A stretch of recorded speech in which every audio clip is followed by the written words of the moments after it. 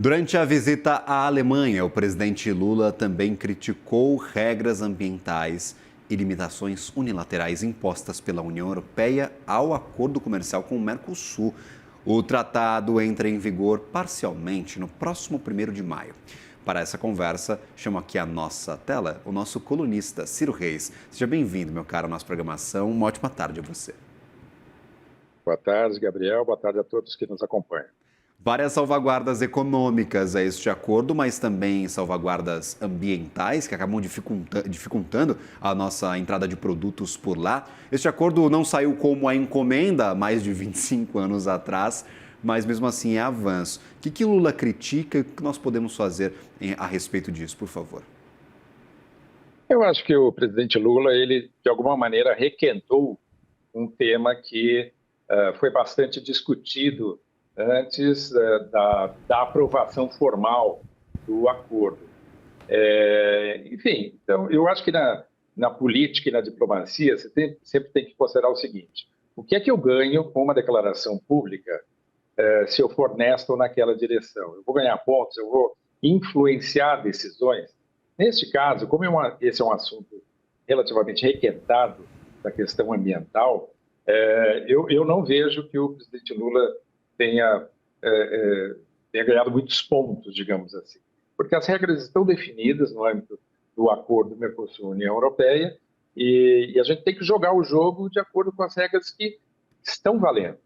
Então, eu acho que é hora muito mais de focar tempo e energia em construir pontes com a União Europeia e é hora do governo apoiar empresas para ampliar os seus mercados na Europa do que discutir temas que, de alguma maneira, já foram encaminhados. E, no final das contas, a gente tem, por exemplo, discussões aqui no Brasil sobre salvaguardas, sobre o poder de devolver sanções que possam ser impostas aos nossos produtos. Essa talvez possa ser uma discussão um pouco mais fértil, na sua opinião, que não é tema requintado, ou aprovar essas salvaguardas por aqui pode até dificultar a entrada de produtos brasileiros por lá, meu caro? Olha, sempre esses encaminhamentos, eles devem ser feitos, eles são mais produtivos se eles forem feitos com uma certa discrição, com uma certa objetividade e não debatendo publicamente certas fricções, digamos assim. Então, é possível, sim, que o Brasil também defenda melhor seus interesses ao longo do tempo, mas me parece sempre mais apropriado que isso seja feito de uma maneira mais política, uma postura muito mais à la Itamaraty do que voltada para o discurso político, digamos assim, de uma maneira mais diplomática. E, com isso, sim, nós podemos eventualmente compensar aqui e ali algumas áreas de insatisfação. Quais são os pontos que ainda estão em aberto com a Europa que nós podemos avançar com discussões para além de requentar estes assuntos que já estão definidos, essas barreiras ambientais que já foram implementadas pelos europeus? O que eventualmente pode ser feito é usar esse argumento de que, olha, vocês também estão impondo algumas regras do ponto de vista ambiental que vão indiretamente afetar algumas premissas do acordo. Então, vamos conversar para ver se, de alguma maneira, nós também estabelecemos alguns parâmetros que ajudem, pelo menos parcialmente, a neutralizar esse impacto para nós. Mas, de novo, isso tem que ser feito com muita habilidade, com uma postura política, diplomática, e quando você pergunta o que poderia ser feito, claro, há muitos temas, né? A gente sabe que a Europa hoje está numa encruzilhada, ela depende de novos acordos comerciais. O Brasil é um importante mercado. Só na Alemanha, hoje o presidente estava na Alemanha, existem 1.200 empresas alemãs no Brasil. A presença alemã aqui tem mais de 100 anos, né, das empresas. Então, há sempre um espaço para que você discuta em bases objetivas e produtivas, um ganha-ganha, ao longo do processo, em vez de gerar mais ruído do que resultado. É oportunidade para o Brasil aproveitar essa, talvez, distinção dos produtos que aqui são produzidos. Por exemplo, o presidente também falou bastante sobre etanol, sobre biocombustíveis, sobre a sustentabilidade da produção destes produtos aqui no Brasil. Isso é pauta de destaque? Eu queria entender esse posicionamento que a gente está defendendo lá fora. O que o presidente Lula disse hoje, a frase dele foi algo do tipo: a Europa precisa superar resistências ideológicas ao biocombustível, que nós no Brasil estamos utilizando cada vez mais, que é uma solução limpa. Tudo bem, o Brasil tem uma matriz energética muito limpa, temos o álcool nos automóveis, o uso de biocombustíveis e motores a diesel.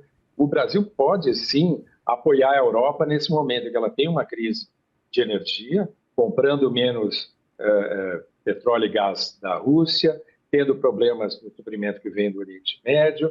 Então, a Europa precisa de soluções energéticas. O Brasil está numa posição relativamente privilegiada para ser esse parceiro. Mas, em vez de dizer que nós temos que superar, a Europa tem que superar divergências ideológicas, é melhor dizer: o Brasil pode ser um parceiro forte, temos um longo relacionamento com a Europa. Então, não se trata de discutir aqui a essência da reivindicação do presidente Lula, mas sim a forma como isso está sendo dito e colocado.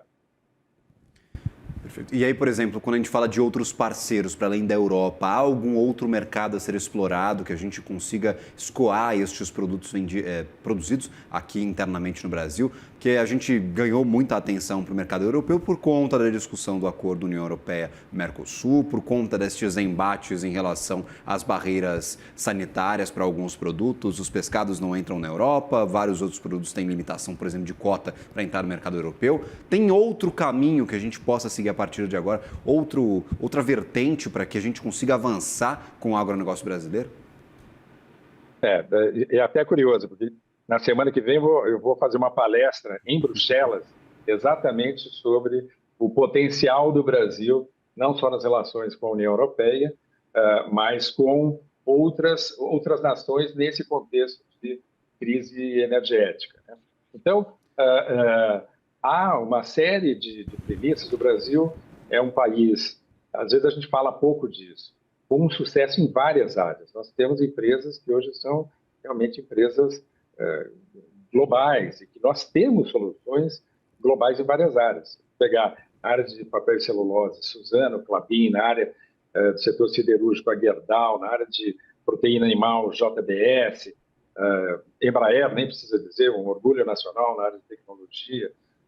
Enfim, então, o que falta, o que o Brasil nunca fez corretamente, foi unir todas essas suas potencialidades, essa sua dinâmica em vários setores e trabalhar numa frente ampla, conjunta, vendendo de uma maneira mais efetiva, digamos, a marca Brasil e tudo que o Brasil pode proporcionar em termos de soluções criativas, que temos muitas. E passa muito pela atração de capital para investimento aqui internamente no país, porque a gente fala de investimentos internos. Tem grandes produtores rurais que estão investindo em tecnologia, tem grandes produtores, por exemplo, de biocombustíveis, produtores de celulose. O que falta para a gente conseguir trazer mais dinheiro de agentes internacionais para investir em tecnologia aqui e aí sim a gente conseguir aproveitar todas essas oportunidades que a gente vê no mercado internacional? Qual que é a tua percepção sobre essa entrada de recursos para investimento mesmo? Não para comprar ação de empresa que já está com capital aberto e não vai financiar nenhum projeto e tirar um pouco aqui dos dividendos do país. Mesmo sem fazer esse trabalho, digamos, mais integrado de marca Brasil, etc., o Brasil já atrai muitos investimentos internacionais.